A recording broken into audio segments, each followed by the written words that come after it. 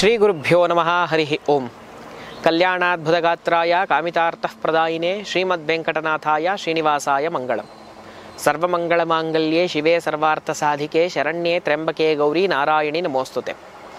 ಆತ್ಮೀಯ ವೀಕ್ಷಕರೇ, ಧರ್ಮಬಂಧುಗಳೇ, ಭಗವತಿಯ ದಾಸಾನುದಾಸನಾದಂತಹ ಆಕಾಶ್ ವಿಶ್ವಾಮಿತ್ರ ಮಾಡುವಂತಹ ನಮಸ್ಕಾರಗಳು.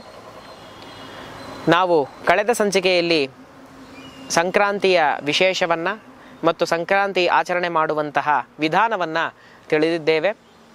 ಅದೇ ರೀತಿಯಲ್ಲಿ ಇಂದಿನ ಸಂಚಿಕೆಯಲ್ಲಿ ಸಂಕ್ರಾಂತಿಯ ದಿನ ಸೂರ್ಯ ತನ್ನ ಪಥ ಬದಲಾವಣೆ ಆದ ಸಂದರ್ಭದಲ್ಲಿ ದ್ವಾದಶ ರಾಶಿಗಳಿಗಿರುವಂತಹ ಗೋಚಾರ ಫಲವನ್ನೂ ಸಹ ನಾವು ಇಲ್ಲಿ ಕಾಣಬಹುದಾಗಿದೆ. ಮನುಷ್ಯನ ಜೀವನದ ಏಳಿಗೆಗಾಗಿ ಅನೇಕ ಶಾಸ್ತ್ರಗಳಲ್ಲಿ ಜ್ಯೋತಿಷ್ಶಾಸ್ತ್ರವೂ ಸಹ ಒಂದು. ಈ ಜ್ಯೋತಿಷ್ಶಾಸ್ತ್ರವು ಮಾನವನ ಏಳಿಗೆಗಾಗಿ ಒಂದು ಬೆಳಕನ್ನು ನೀಡುವಂಥದ್ದಾಗಿದೆ. ಹೆಸರೇ ಹೇಳುವಂತೆ ಜ್ಯೋತಿಷ ಬಾಧತೆ ತಮಾಹ ಎಂದು ವೇದಗಳು ಸಹ ಹೇಳ್ತಾ ಇವೆ. ತಮಸ್ಸಿನಿಂದ ಬೆಳಕಿನೆಡೆಗೆ ಸಾಗುವಂಥ ಒಂದು ಮಾರ್ಗವೇ ಈ ಜ್ಯೋತಿಷ್ಶಾಸ್ತ್ರದ ಮಾರ್ಗವಾಗಿದೆ.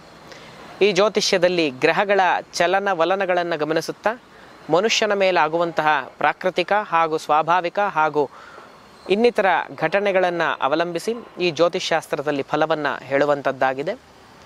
ಈ ಜ್ಯೋತಿಷ್ಶಾಸ್ತ್ರವು ಮನುಷ್ಯನ ಎಲ್ಲ ಆಗುಹೋಗುಗಳನ್ನು ನಿರ್ಧರಿಸುವಂಥದ್ದಾಗಿದ್ದರೂ ಸಹ ಆಯಾ ಮನುಷ್ಯನ ವೈಯಕ್ತಿಕ ಆಧ್ಯಾತ್ಮಿಕ ಸಾಧನೆ ಮತ್ತು ದೇವತಾ ಅನುಗ್ರಹದಿಂದ ಈ ಜ್ಯೋತಿಷ್ಯ ಶಾಸ್ತ್ರದ ನಿರ್ಣಯ ನಾವು ಮಾಡಬಹುದಾಗಿದೆ.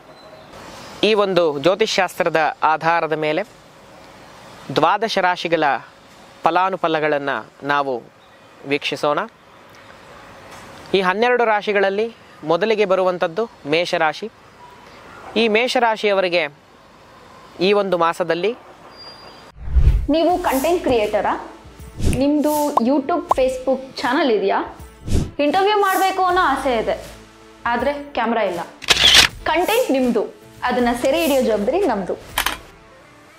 ಒಂದು ಕಾಲ್ ಮಾಡಿ, ನಾವು ಬಂದು ಶೂಟ್ ಮಾಡಿಕೊಡ್ತೀವಿ.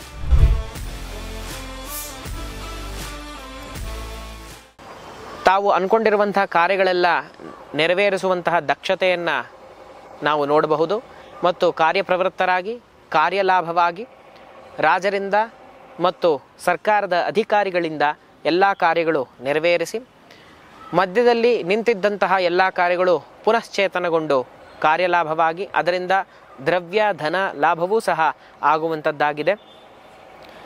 ವಿಶೇಷವಾದಂತಹ ಧನಲಾಭವೂ ಸಹ ನಾವು ಈ ಒಂದು ರಾಶಿಯವರಿಗೆ ಈ ಒಂದು ಮಾಸದಲ್ಲಿ ನೋಡಬಹುದಾಗಿದೆ.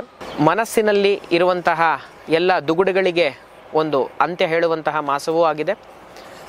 ಮೇಷರಾಶಿಯವರು ಹೆಚ್ಚಿನ ಫಲಕ್ಕಾಗಿ ಹರಿದ್ರಾ ಗಣಪತಿಯ ಉಪಾಸನೆಯನ್ನು ಮಾಡಿ ಅರಿಶಿಣಕ್ಕೆ 4-5 ತೊಟ್ಟು ಹಾಲನ್ನು ಹಾಕಿ ಅದರಲ್ಲಿ ಒಂದು ಗಣಪತಿ ಬಿಂಬವನ್ನು ಮಾಡಿ ಆ ಗಣಪತಿಯ ಬಿಂಬಕ್ಕೆ ಅರಿಶಿಣ ಕುಂಕುಮದಿಂದ ಹೂಗಳಿಂದ ಧೂಪದೀಪಗಳಿಂದ ಅರ್ಚನೆಯನ್ನು ಮಾಡಿ ಗಣಪತಿಯ ಕೃಪೆಗೆ ಪಾತ್ರವಾಗುವುದರಿಂದ ಅವರ ಎಲ್ಲ ಕೆಲಸಗಳಲ್ಲಿಯೂ ವಿಜಯವನ್ನು ನಾವು ಕಾಣಬಹುದಾಗಿದೆ.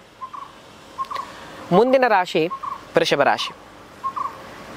ಈ ರಾಶಿಯವರು ಸಕಲ ಸೌಖ್ಯಗಳನ್ನು ಈ ಮಾಸದಲ್ಲಿ ಕಾಣುವಂಥವರಾಗಿದ್ದಾರೆ. ಲಾಭಕರವಾಗಿದೆ ಮತ್ತು ಧರ್ಮದಲ್ಲಿ ಜಾಗೃತಿ, ಧರ್ಮದಲ್ಲಿ ಆಸಕ್ತಿ, ದೇವತಾ ಕೈಂಕರ್ಯಗಳಲ್ಲಿ ಪಿತೃಕೈಂಕರ್ಯಗಳಲ್ಲಿ ಆಸಕ್ತಿಯನ್ನು ನಾವು ಕಾಣಬಹುದಾಗಿದೆ. ವಿವಾಹಕ್ಕೆ ಯೋಗ್ಯವಾದಂತಹ ವಧುವರರು ಯಾರೇ ಇದ್ದರೂ ತಮ್ಮ ವಿವಾಹ ಕಾರ್ಯವನ್ನು ಮುಂದುವರಿಸಬಹುದಾಗಿದೆ. ವಿವಾಹಕ್ಕೆ ಯಾವುದೇ ಅಡೆತಡೆಗಳು ಬಂದಿದ್ದಲ್ಲಿ ಅದೆಲ್ಲ ಅಡೆತಡೆಗಳು ನಿಂತು ವಿವಾಹಕ್ಕೆ ಯೋಗ್ಯವಾದ ಪ್ರಶಸ್ತವಾದ ಕಾಲವಾಗಿದೆ. ಯಾರ್ಯಾರು ಕನ್ಯಾಪೇಕ್ಷಿಗಳು ಅಥವಾ ವರಾಪೇಕ್ಷಿಗಳಲ್ಲಿದ್ದಾರೆ ಅವ್ರಿಗೆಲ್ಲರಿಗೂ ಈ ಒಂದು ಮಾಸದಲ್ಲಿ ಆ ಲಾಭವಾಗುತ್ತೆ. ವಿಶೇಷವಾಗಿ ಈ ರಾಶಿಯವರು ಸದ್ಗುರು ದತ್ತಾತ್ರೇಯ ಸ್ವಾಮಿಯನ್ನು ಆರಾಧನೆ ಮಾಡಿ ಔದುಂಬರ ವೃಕ್ಷಕ್ಕೆ ಪ್ರದಕ್ಷಿಣೆಯನ್ನು ಮಾಡಿ 21 ಬಾರಿ ದತ್ತಾತ್ರೇಯರಿಗೆ ಪ್ರದಕ್ಷಿಣೆಯನ್ನು ಮಾಡಿ ಉದ್ದಿನ ವಡೆಯ ನೈವೇದ್ಯವನ್ನು ಮಾಡಿಸಿ 4 ಜನಕ್ಕೆ ಹಂಚಿ ಶ್ವಾನಕ್ಕೆ ಊಟವನ್ನು ಹಾಕುವುದರಿಂದ ಎಲ್ಲ ವಿಧವಾದಂತಹ ಕಷ್ಟಗಳಿಂದ ಮತ್ತು ದುಗುಡಗಳಿಂದ ಮುಕ್ತರಾಗಿ ತಮ್ಮ ಇಷ್ಟಾರ್ಥ ಸಿದ್ಧಿಯಾಗುತ್ತೆ ಅಂತ ಹೇಳಬಹುದಾಗಿದೆ. ಮತ್ತು ಮುಂದಿನ ರಾಶಿ ಮಿಥುನ ರಾಶಿ. ಮಿಥುನ ರಾಶಿಯವರಿಗೆ ಈ ಒಂದು ಮಾಸ ಸ್ವಲ್ಪ ಅನಾರೋಗ್ಯ ಕಾಡುವಂಥದ್ದಾಗಿದೆ. ಆರೋಗ್ಯ ಕುಂಠಿತವಾಗಿ ವಿಪರೀತ ಖರ್ಚುಗಳು ಬರುವಂಥದ್ದಾಗಿದೆ. ನೀವು ವಾಹನವನ್ನು ಓಡಿಸ್ಬೇಕಾದ್ರೆ ಸ್ವಲ್ಪ ಹುಷಾರಾಗಿ ಓಡಿಸುವಂಥದ್ದು, ಎಚ್ಚರಿಕೆಯನ್ನು ಇಟ್ಕೊಳ್ಳುವಂಥದ್ದು, ಏನೇನು ಸೇಫ್ಟಿ ಮೆಷರ್ಸ್ ಬೇಕೋ ಅದೆಲ್ಲವನ್ನು ತಗೊಂಡು ವಾಹನವನ್ನು ಓಡಿಸಬೇಕು. ಮತ್ತು ಜಾಸ್ತಿ ಟೆನ್ಷನ್ ಮಾಡ್ಕೊಳ್ಳೋದು ಬೇಡ. ಭಗವಂತನ ಕೃಪೆಯಿಂದ ಎಲ್ಲ ಸುಸೂತ್ರವಾಗಿ ನೆರವೇರುತ್ತೆ. ಮನೆಯಲ್ಲಿ ಸ್ವಲ್ಪ ಕಲಹಗಳನ್ನೂ ಸಹ ನೀವು ನೋಡಬಹುದು, ಕಚೇರಿಗಳಲ್ಲಿ ಕಲಹಗಳು. ಆದ್ದರಿಂದ ಹೆಚ್ಚಿನ ಮೌನ ನಿಮ್ಮನ್ನು ಕಾಪಾಡುವಂಥದ್ದಾಗಿದೆ. ಈ ರಾಶಿಯವರು ಈಶ್ವರನ ಆರಾಧನೆ ಮಾಡುವುದರಿಂದ, ರುದ್ರಾಭಿಷೇಕವನ್ನು ಮನೆಯಲ್ಲಿ ಮಾಡಿಸುವುದರಿಂದ, ಸಾಧ್ಯವಾದರೆ ರುದ್ರ ಹೋಮವನ್ನು ಮಾಡಿಸುವುದರಿಂದ ತಮಗೆ ಆರೋಗ್ಯ ಪ್ರಾಪ್ತಿಯಾಗಿ ಎಲ್ಲ ವಿಧವಾದಂತಹ ಸೌಖ್ಯವೂ ಉಂಟಾಗುತ್ತೆ. ಮುಂದಿನ ರಾಶಿ ಕಟಕ ರಾಶಿ. ಕಟಕ ರಾಶಿಯವರಿಗೆ ಸ್ವಲ್ಪ ಮಟ್ಟದ ಉದರದ ಬಾಧೆ, ಹೊಟ್ಟೆಯ ಸಮಸ್ಯೆಗಳು ಕಾಡುವಂಥದ್ದಾಗಿದೆ. ಹೆಚ್ಚು ನೀರನ್ನು ಕುಡಿಯಿರಿ. ಹೆಚ್ಚು ದ್ರವ ಪದಾರ್ಥದ ಆಹಾರ ಸೇವನೆ ಕಮ್ಮಿ ಮಾಡಿ ಸ್ವಲ್ಪ ಹೆಚ್ಚು ಲಿಕ್ವಿಡ್ ಐಟಮ್ಸ್ನ ತಗೊಳ್ಳೋದು ಒಳ್ಳೆಯದಾಗಿದೆ. ಸಂಚಾರ ಹೆಚ್ಚಾಗಿ ಕಾಣಿಸ್ತಾ ಇದೆ. ಹೆಚ್ಚು ಸಂಚಾರ ಮಾಡುವಂಥದ್ದಾಗಿದೆ. ಸಂಚಾರದಿಂದ ಆಯಾಸಗಳೂ ಸಹ ಸರ್ವೇ ಸಾಮಾನ್ಯವಾಗಿ ಆಗುವಂಥದ್ದಾಗಿದೆ. ತಾವೂ ಸಹ ಮದುವೆ ಕಾರ್ಯದಲ್ಲಿ ಏನಾದರೂ ಮುಂದುವರೆದಿದ್ದೆ ಆ ಮದುವೆ ಕಾರ್ಯಗಳೆಲ್ಲ ಯಶಸ್ವಿಯಾಗಿ ಸಾಗುತ್ತೆ. ಕನ್ಯಾ ಲಾಭವೂ ಸಹ ಇದೆ, ವರಲಾಭವೂ ಸಹ ಇದೆ. ವಿಶೇಷವಾಗಿ ಕಟಕ ರಾಶಿಯವರು ದೇವಿಯ ಆರಾಧನೆ ಮಾಡುವುದರಿಂದ, ಪಾರ್ವತೀ ದೇವಿಯ ಆರಾಧನೆ ಮಾಡುವುದರಿಂದ ಇಹದಲ್ಲಿಯೂ ಸಹ ಎಲ್ಲ ಸೌಖ್ಯವನ್ನು ಪಡೆಯುವಂಥದ್ದಾಗಿದೆ. ಮುಂದಿನ ರಾಶಿ ಸಿಂಹರಾಶಿ. ಸಿಂಹರಾಶಿಯವರಿಗೆ ಈ ಒಂದು ಮಾಸ ಉತ್ತಮವಾದ ಮಾಸವಾಗಿದ್ದು ಎಲ್ಲ ಹಿತ ಮತ್ತು ಅಹಿತ ಶತ್ರುಗಳ ನಾಶವಾಗುತ್ತೆ. ದೃಷ್ಟಿದೋಷಗಳೆಲ್ಲ ನಿವಾರಣೆಯಾಗಿ ಆರೋಗ್ಯ ಪ್ರಾಪ್ತಿಯಾಗಿ ಮಿತ್ರರು ಹೆಚ್ಚಾಗುವ ಸಾಧ್ಯತೆ ಇದ್ದು ಬಂಧು ಬಳಗದವರ ಆಗಮನವಾಗುತ್ತದೆ. ತಮ್ಮ ಹಣಕಾಸಿನ ಸ್ಥಿತಿಯೂ ಸಹ ಸ್ವಲ್ಪ ಮಟ್ಟಿನ ಜಾಗೃತಿಯನ್ನು ಮಾಡುವಂಥದ್ದಾಗಿದೆ. ಸಿಂಹರಾಶಿಯವರು ಕಾಲಭೈರವನ ಉಪಾಸನೆ, ಕಾಲಭೈರವನ ಆರಾಧನೆ ಮಾಡುವುದರಿಂದ, ಕಾಲಭೈರವನ ದೇವಸ್ಥಾನಕ್ಕೆ ಹೋಗಿ ಕುಂಬಳಕಾಯಿ ದೀಪವನ್ನು ಹಚ್ಚುವುದರಿಂದ ಎಲ್ಲ ವಿಧವಾದಂತಹ ಸುಖವನ್ನು ಪಡೆಯಬಹುದಾಗಿದೆ. ಮುಂದಿನ ರಾಶಿ ಕನ್ಯಾ ರಾಶಿ. ಕನ್ಯಾ ರಾಶಿಯವರು ಮಕ್ಕಳ ಆರೋಗ್ಯದಲ್ಲಿ ಹೆಚ್ಚು ಗಮನವನ್ನು ಕೊಡಬೇಕು. ಇವರಿಗೆ ಕೃಷಿಯಿಂದ ಹೆಚ್ಚಿನ ಆದಾಯ ಬರುವಂಥದ್ದಾಗಿದೆ. ಸತಿಪತಿಯರ ಮಧ್ಯೆ ಸಣ್ಣ ಪುಟ್ಟ ಭಿನ್ನಾಭಿಪ್ರಾಯವಿದ್ದು ಅದೆಲ್ಲವೂ ನಿವಾರಣೆ ಆಗಬೇಕಾಗಿದೆ. ಅದಕ್ಕಾಗಿ ಈ ರಾಶಿಯವರು ಮಹಾವಿಷ್ಣುವಿನ ಆರಾಧನೆ ಮಾಡುವುದರಿಂದ, ಕೃಷ್ಣನ ಆರಾಧನೆ ಮಾಡುವುದರಿಂದ ಎಲ್ಲ ವಿಧವಾದಂತಹ ಸುಖ ಮತ್ತು ಮನೆಯಲ್ಲಿ ನೆಮ್ಮದಿಯನ್ನು ಸಹ ಕಾಣುತ್ತಾರೆ. ಸಾಧ್ಯವಾದರೆ ಶನಿವಾರ ಒಂದು ನಾರಾಯಣನ ದೇವಸ್ಥಾನಕ್ಕೆ, ಶ್ರೀನಿವಾಸನ ದೇವಸ್ಥಾನಕ್ಕೋ ಅಥವಾ ಲಕ್ಷ್ಮೀ ನರಸಿಂಹರ ದೇವಸ್ಥಾನಕ್ಕೆ ಹೋಗಿ ತುಪ್ಪದ ದೀಪವನ್ನು ಹಚ್ಚಿ ಮನೆಯಲ್ಲಿರುವಂತಹ ಎಲ್ಲ ಬಂಧು ಬಾಂಧವರ ಸುಖಕ್ಕಾಗಿ ಪ್ರಾರ್ಥನೆಯನ್ನು ಮಾಡಿ ಬರುವಂಥದ್ದಾಗಿದೆ. ಇದರಿಂದ ಹೆಚ್ಚು ಪುಣ್ಯಪ್ರದ ಮತ್ತು ಕ್ಲೇಶನಾಶವಾಗುವಂಥದ್ದು. ಮುಂದಿನ ರಾಶಿ ತುಲಾರಾಶಿ. ತುಲಾರಾಶಿಯವರಿಗೆ ಮನಸ್ಸಿಗೆ ಚಿಂತೆ, ಮನಸ್ಸಿನ ದುಗುಡ ಮತ್ತು ಮನಸ್ತಾಪ, ಹೆಚ್ಚಿನ ಮನಸ್ತಾಪ, ಹೆಚ್ಚು ಸಂಚಾರ, ಅನಿವಾರ್ಯವಾದಂತಹ ತಪ್ಪಿಸಲಿಕ್ಕೆ ಸಾಧ್ಯವಾಗದಂತಹ ಖರ್ಚುಗಳು ಬರುವಂಥದ್ದಾಗಿದೆ. ಎಷ್ಟೇ ದುಡಿದರೂ ಅದು ಸಾಕಾಗ್ತಿಲ್ಲ ಅನ್ನುವಂತಹ ಮನೋಭಾವ ಹೆಚ್ಚಾಗ್ತಾ ಇದೆ. ತಾಯಿಯ ಆರೋಗ್ಯದಲ್ಲಿ ಸ್ವಲ್ಪ ಏರುಪೇರುಗಳಿರುತ್ತೆ ಈ ರಾಶಿಯವರಿಗೆ. ಆದ್ದರಿಂದ ಅದೆಲ್ಲವನ್ನು ಗಮನದಲ್ಲಿಟ್ಟುಕೊಂಡು ಈ ರಾಶಿಯವರೂ ಸಹ ಶಿವಾರಾಧನೆಯನ್ನು ಮಾಡುವುದರಿಂದ, ಶಿವನಿಗೆ ವಿಶೇಷವಾಗಿ ಬೆಲ್ಲದ ದೀಪವನ್ನು ಹಚ್ಚುವುದರಿಂದ ಮತ್ತು ಕಲ್ಲುಪ್ಪು, ಕರಿಮೆಣಸು ದಾನವನ್ನು ಮಾಡುವುದರಿಂದ ಸುಖವನ್ನು ಕಾಣಬಹುದಾಗಿದೆ. ಮುಂದಿನ ರಾಶಿ ವೃಶ್ಚಿಕ ರಾಶಿ. ವೃಶ್ಚಿಕ ರಾಶಿಯವರು ಈ ಒಂದು ಮಾಸದಲ್ಲಿ ಹೆಚ್ಚಿನ ಧನಾಗಮನವನ್ನೂ ಸಹ ಕಾಣಬಹುದು. ಅದೇ ರೀತಿಯಲ್ಲಿ ಖರ್ಚನ್ನೂ ಸಹ ಕಾಣಬಹುದಾಗಿದೆ. 10 ರೂಪಾಯಿ ಬಂದರೆ 9 ರೂಪಾಯಿಯಷ್ಟು ಖರ್ಚು ಈ ಒಂದು ಮಾಸದಲ್ಲಿ ತಾವು ಅನುಭವಿಸ್ಲಿಕ್ಕಿದ್ದೀರಾ. ಅದೇ ರೀತಿಯಲ್ಲಿ ಬಡ್ತಿಯೂ ಸಹ ಜಾಸ್ತಿ ಆಗುತ್ತೆ, ಕೀರ್ತಿವಂತರಾಗ್ತೀರಾ, ಮಾನ್ಯತೆಯನ್ನು ಪಡಿತೀರಾ. ಸ್ವಲ್ಪ ತಾವೂ ಸಹ ಮನೆಯವರ ಮತ್ತು ಬಂಧು ಬಾಂಧವರ ಅಣ್ಣ ತಮ್ಮಂದಿರ ಆರೋಗ್ಯದ ಕಡೆ ಹೆಚ್ಚು ಗಮನವನ್ನು ಹರಿಸಬೇಕಾಗಿದೆ. ವೃಶ್ಚಿಕ ರಾಶಿಯವರು ವಿಶೇಷವಾಗಿ ಸುಬ್ರಹ್ಮಣ್ಯ ಆರಾಧನೆಯಿಂದ ಹೆಚ್ಚು ಫಲವನ್ನು ಪಡೆಯುವಂಥದ್ದಾಗಿದೆ. ಮುಂದಿನ ರಾಶಿ ಧನುರ್ರಾಶಿ.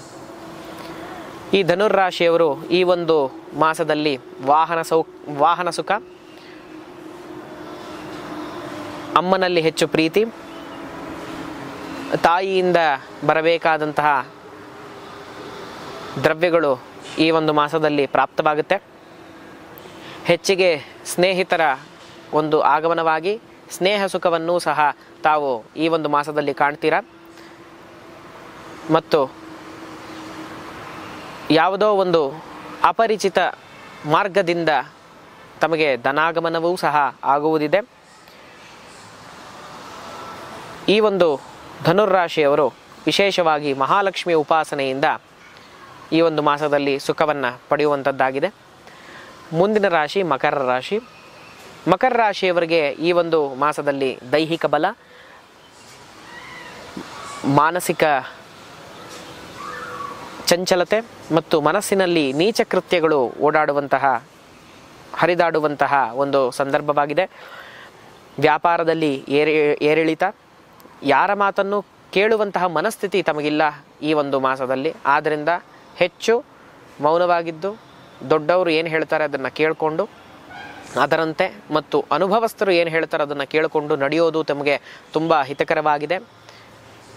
ಹಿತದ ಮಾತನ್ನು ಯಾರೇ ಹೇಳಿದರೂ ಅದನ್ನು ಕೇಳುವಂತಹ ಮನಸ್ಥಿತಿಯನ್ನು ಬೆಳೆಸ್ಕೊಳ್ಳಿ ಮತ್ತು ಒಂದು ಕಿವಿಯಲ್ಲೇ ಕೇಳಿ ಇನ್ನೊಂದು ಕಿವಿಯಲ್ಲಿ ಬಿಡುವಂತಹ ಪ್ರವೃತ್ತಿಯನ್ನು ಬಿಟ್ಟು ಹೆಚ್ಚು ಜಾಗರೂಕರಾಗಿ ಈ ಒಂದು ಮಾಸದಲ್ಲಿ ತಾವು ನಾಗನ ಆರಾಧನೆ ಮಾಡಿದ್ದೇ ಆದಲ್ಲಿ ನಾಗನ ಕೃಪೆಯಿಂದ, ಸುಬ್ರಹ್ಮಣ್ಯನ ಅನುಗ್ರಹದಿಂದ ತಮಗೆ ಹೆಚ್ಚಿನ ಯಶಸ್ಸು ಪ್ರಾಪ್ತವಾಗುತ್ತೆ. ಮುಂದಿನ ರಾಶಿ ಕುಂಭರಾಶಿ. ಕುಂಭರಾಶಿಯವರಿಗೆ ಅನಾರೋಗ್ಯ ಬಾಧೆ, ಕೈಕಾಲುಗಳ ನೋವು, ಕುತ್ತಿಗೆಯಿಂದ ಬೆನ್ನಿನವರೆಗೆ ಆ ಬೆನ್ಹುರಿಯ ನೋವು, ಹೆಚ್ಚು ಸಾಲ ಮತ್ತು ವಿಶೇಷವಾಗಿ ದೈವದ ಅನಾನುಕೂಲ, ದೈವದ ಶಾಪ ತಮಗೆ ಕಾಡುವಂಥದ್ದಾಗಿದೆ. ದೈವ ಬಲ ಕುಂಠಿತವಾಗುತ್ತೆ. ಮನೆಯಲ್ಲಿ ಕಿರಿಕಿರಿ, ಹೊಂದಾಣಿಕೆ ಇಲ್ಲದೇ ಇರುವಂಥದ್ದು. ತಾಯಿ ತಂದೆಯರ ಕಡೆ ಹೆಚ್ಚು ಗಮನವನ್ನು ಕೊಡಿ. ವಿಶೇಷವಾಗಿ ದುರ್ಗಾ ದೀಪ ನಮಸ್ಕಾರ, ದುರ್ಗಾ ಆರಾಧನೆ ಮತ್ತು ಮೃತ್ಯುಂಜಯ ಆರಾಧನೆಯಿಂದ ಸೌಖ್ಯವನ್ನು ಪಡೀತೀರಾ. ಮೃತ್ಯುಂಜಯನಿಗೆ ಕುಂಬಳಕಾಯಿಯ ದೀಪವನ್ನು ಹಚ್ಚಿ ಎಲ್ಲ ಸೌಖ್ಯಕ್ಕಾಗಿ ಪ್ರಾರ್ಥನೆ ಮಾಡಿದ್ರೆ ಇನ್ನೂ ಅನುಕೂಲವಾಗುತ್ತೆ. ಮುಂದಿನ ರಾಶಿ ಹಾಗೂ ಕೊನೆಯ ರಾಶಿ ಮೀನರಾಶಿ. ಮೀನರಾಶಿಯವರಿಗೆ ಧನಧಾನ್ಯ ಸಮೃದ್ಧಿ, ಕೋರ್ಟ್ ಕೇಸಿನಲ್ಲಿ ಜಯ, ಸಕಲ ಸಂಪತ್ತು, ಇಷ್ಟಾರ್ಥ ಸಿದ್ಧಿ, ಎಲ್ಲ ಭೋಗಗಳನ್ನು ಅನುಭವಿಸುವಂತಹ ಒಂದು ಪರ್ವಕಾಲ ನಿಮ್ಮದಾಗಿದ್ದು, ಇದು ಹೆಚ್ಚಿನ ಗತಿಯಲ್ಲಿ ಪ್ರಾಪ್ತವಾಗಬೇಕಾದರೆ ಆದಿತ್ಯ ಹೃದಯ, ಲಕ್ಷ್ಮೀನಾರಾಯಣ ಹೃದಯವನ್ನು ಮನೆಯಲ್ಲಿ ಪಾರಾಯಣ ಮಾಡಿಸುವುದು, ಲಕ್ಷ್ಮೀನಾರಾಯಣ ಹೃದಯ ಹೋಮವನ್ನು ಮಾಡಿಸುವುದರಿಂದ ಹೆಚ್ಚಿನ ಫಲದಾಯಕವಾಗಿ ನೀವು ಈ ಫಲವನ್ನು ಅನುಭವಿಸಬಹುದು. ಈ ರೀತಿಯಾಗಿ ಮೀನರಾಶಿಯವರು ಪರಿಹಾರವನ್ನು ಮಾಡಿಕೊಂಡಿದ್ದೇ ಆದಲ್ಲಿ ವಿಶೇಷವಾಗಿ ವಾರಾಹಿ ಪೂಜೆ, ವರಾಹಸ್ವಾಮಿಯನ್ನು, ಭೂವರಾಹಸ್ವಾಮಿಯನ್ನು ಇಲ್ಲ ವಾರಾಹಿಯನ್ನು ಪ್ರಾರ್ಥನೆ ಮಾಡಿ ಪೂಜೆಯನ್ನು ಸಲ್ಲಿಸಿದ್ದಾದಲ್ಲಿ ತಮಗೆ ಎಲ್ಲ ವಿಧವಾದಂತಹ ಕ್ಲೇಶಗಳಿಂದ ಭಗವಂತ ಮುಕ್ತನನ್ನಾಗಿ ಮಾಡಿ ತಮ್ಮ ಇಷ್ಟಾರ್ಥಗಳನ್ನು ಸಿದ್ಧಿ ಮಾಡ್ತಾನೆ. ಇದಿಷ್ಟು ಈ ಸಂಚಿಕೆಯಲ್ಲಿ 12 ರಾಶಿ ಫಲಗಳನ್ನು ನಾವು ನೋಡಿದ್ದೇವೆ. ಈ ಒಂದು 12 ರಾಶಿ ಫಲಗಳು ನಾವು ವೈಯಕ್ತಿಕವಾದಂತಹ ಜಾತಕವನ್ನು ನೋಡಿ ಅದರ ಮೇಲೆ ಪೂರ್ಣವಾದ ನಿರ್ಣಯವನ್ನು ಸ್ವೀಕಾರ ಮಾಡಬೇಕಾಗಿದೆ. ಇದು ಕೇವಲ ಸೂರ್ಯನ ಪಥ ಬದಲಾವಣೆಯಾದ ನಂತರದಲ್ಲಿರುವಂತಹ ಗೋಚಾರ ಫಲಗಳು. ತಾವು ಹೆಚ್ಚಿನ ಜಾತಕ ನಿರ್ಣಯಕ್ಕಾಗಿ, ವಿಶ್ಲೇಷಣೆಗಾಗಿ ನುರಿತ ಜ್ಯೋತಿಷ್ಯಜ್ಞರನ್ನು, ದೈವಜ್ಞರನ್ನು ಕಂಡು ಅವರಿಂದ ಪರಿಹಾರವನ್ನು ಕೇಳಿ ಅದರಂತೆ ನಡೆಯುವುದು ಉತ್ತಮವಾಗಿರುತ್ತೆ. ಜ್ಯೋತಿಷ್ಶಾಸ್ತ್ರವು ಮನುಷ್ಯನ ಮಾರ್ಗದರ್ಶಕಕ್ಕೆ ಇರುವಂತಹ ಒಂದು ಶಾಸ್ತ್ರವಾಗಿದ್ದು ನಮ್ಮ ವೈಯಕ್ತಿಕ ಸಾಧನೆ, ಭಕ್ತಿ ಮತ್ತು ದೇವತಾ ಉಪಾಸನೆ ನಮ್ಮನ್ನು ಕಾಪಾಡುವಂಥದ್ದಾಗಿದೆ. ಆದ್ದರಿಂದ ಹೆಚ್ಚು ಭಗವಂತನಲ್ಲಿ ನಾವು ಮನಸ್ಸನ್ನಿಟ್ಟು ಧರ್ಮ ಜಾಗೃತವಾಗಿ, ಧರ್ಮ ಪ್ರವೃತ್ತರಾಗಿ ನಮ್ಮ ಸೇವೆಯನ್ನು ದೇಶಕ್ಕೆ, ಧರ್ಮಕ್ಕೆ ಸಲ್ಲಿಸೋಣ ಅಂತ ಹೇಳ್ತಾ ಈ ಒಂದು ಸಂಚಿಕೆಯನ್ನು ಇಲ್ಲಿಗೆ ಮುಕ್ತಾಯ ಮಾಡೋಣ. ಮತ್ತೆ ಮುಂದಿನ ಸಂಚಿಕೆಯಲ್ಲಿ ಇನ್ನಷ್ಟು ಮತ್ತಷ್ಟು ಆಧ್ಯಾತ್ಮಿಕ ವಿಚಾರ, ಇನ್ನಿತರೆ ವಿಚಾರಗಳನ್ನು ನೋಡುವಂಥದ್ದಾಗಲಿ ಅಂತ ಹೇಳ್ತಾ ಈ ಒಂದು ಸಂಚಿಕೆಯನ್ನು ಮಂಗಳ ಮಾಡೋಣ. ಜಗದಂಬಾರ್ಪಣಮಸ್ತು.